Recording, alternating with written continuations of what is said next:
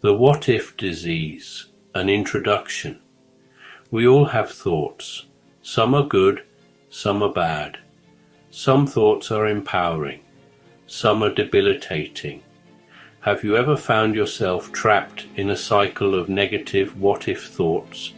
Do these thoughts keep you up at night? Do they keep you from reaching your potential? If so, you might be suffering from the what-if disease. This isn't a disease in the traditional sense. You won't find it in a medical textbook, but it's a very real condition that affects countless people. It's a pattern of thinking, a way of looking at the world that's dominated by fear, worry, and worst-case scenarios. The what-if disease thrives on uncertainty. It feeds on our doubts and anxieties. It whispers in our ears, what if you fail? What if something bad happens? What if you're not good enough? And if we're not careful, these whispers can become screams that paralyze us with fear. The first step to overcoming any challenge is understanding it. So, let's delve deeper into the what-if disease, explore its impact, and discover how we can break free from its grip. Trapped in negativity, how what-ifs hold us back. The what-if disease is a master saboteur. It sets up camp in our minds and starts to chip away at our confidence, our dreams, and our potential. It keeps us small and afraid, holding us back from the very things we desire most. Imagine this. You have a brilliant idea, a goal you're passionate about, but as soon as you start to take action, the what-if disease kicks in. What if it doesn't work? What if people laugh at you? What if you fail? These negative thoughts act like invisible barriers, stopping us dead in our tracks. We become so consumed by the fear of what might happen that we never even try. We choose the safety of our comfort zones over the uncertainty of growth and possibility. The what-if disease doesn't just affect our actions, it also colors our perceptions. It makes us see the world through a lens of fear and negativity. We start to expect the worst, and sadly, we often find it. But here's the good news. We don't have to be prisoners of our negative thoughts. We have the power to change our thinking, and in doing so, change our lives. A sickness of the mind. What if as an illness? Think of the what-if disease like a virus. It infects our minds with negative thought patterns that spread and multiply if left unchecked. Just like a physical illness, this disease has symptoms that can manifest in various ways. You might experience anxiety, worry, and fear. You might find it difficult to sleep or concentrate. You might withdraw from social situations or avoid taking risks. These are all signs that the what-if disease is taking its toll. And just like any illness, the what-if disease can have a ripple effect on our overall well-being. It can lead to stress, burnout, and even physical health problems. It can damage our relationships, our careers, and our sense of self-worth. But here's the empowering part. Just as we can boost our physical immunity, we can strengthen our mental immunity too. We can develop the tools and techniques to fight back against the what-if disease and create a more positive and resilient mindset. The habit of negativity, a cycle that's hard to break. Our brains are wired to focus on the negative. It's a survival mechanism that helped our ancestors stay safe from threats. But in today's world, This negativity bias can do more harm than good. The more we engage in negative thinking, the stronger those neural pathways become. It's like creating a mental groove that our thoughts automatically fall into. Over time, negativity can become our default setting, a habit that's hard to break. Think of it like this. Imagine walking through a field of tall grass. The first time you walk through, it's tough. You have to push the grass aside, creating a path. But the more you walk that same path, the easier it becomes. The grass gets trampled down, and eventually a clear trail emerges. The same thing happens in our brains. The more we think a certain thought, the easier it becomes to think it again.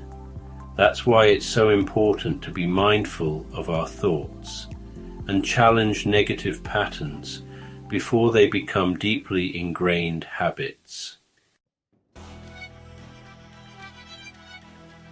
The price we pay, impact of what if on our well-being.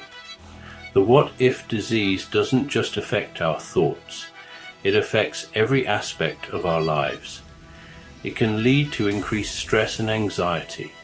Constant worry and fear, well, they take a toll on our mental and physical health. Poor sleep is another consequence. Our minds race with what ifs, making it difficult to relax and get a good night's sleep. Relationship problems can also arise. Negativity can create distance and conflict in our relationships. Low self-esteem is another issue. We start to doubt ourselves and our abilities. And then there are the missed opportunities. Fear of failure prevents us from taking risks and pursuing our dreams. The what-if disease can become a self-fulfilling prophecy. When we expect the worst, we often act in ways that sabotage our chances of success. We might procrastinate, avoid challenges, or give up easily. But it doesn't have to be this way. We can choose to break free from the grip of negativity and create a life filled with joy, purpose, and fulfillment. Recognizing the symptoms. Are you infected? The what-if disease can manifest in subtle ways, making it difficult to recognize at first. Here are some common symptoms to watch out for. Constant worrying. You find yourself worrying about things that are unlikely to happen. Catastrophizing. You imagine the worst case scenario in every situation. Negative self-talk. You criticize yourself harshly and focus on your flaws. Indecisiveness. You struggle to make decisions because you're afraid of making the wrong choice. Procrastination. You put things off because you're afraid of failing. If you recognize these symptoms in yourself, don't despair. Awareness is the first step towards change. By acknowledging the problem, you're already on the path to recovery. A vaccine for the mind. The power of workshops that take a new look at our lives. Just as we have vaccines to protect us from physical illnesses, we can develop mental vaccines to boost our resilience against the what-if disease. Workshops that explore different ways of looking at ourselves are like powerful inoculations for the mind, helping us develop the skills and strategies to combat negativity. These workshops provide a supportive and structured environment where you can identify and challenge negative thoughts, learn to recognize the what-ifs that are holding you back and challenge their validity, reframe your thinking, develop techniques to shift from negative to positive thought patterns, build self-awareness, gain a deeper understanding of your thought processes and how they affect your emotions and behaviors. Cultivate optimism.